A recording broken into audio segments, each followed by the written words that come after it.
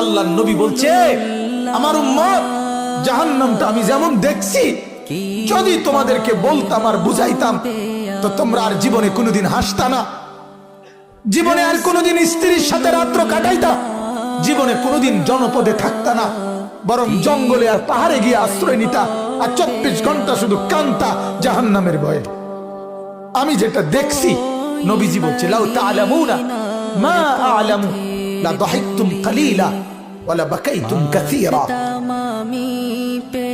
আজ আপনারা, আল্লাহর নবী এটা পর্যন্ত হাদিসে বলছে,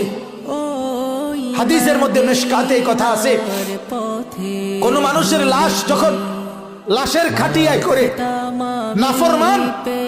ওই লোকের লাশ যখন কবরস্থানের দিকে নিয়ে যায়, আল্লাহর নবী বলছে এই পরিমাণ চিৎকার করে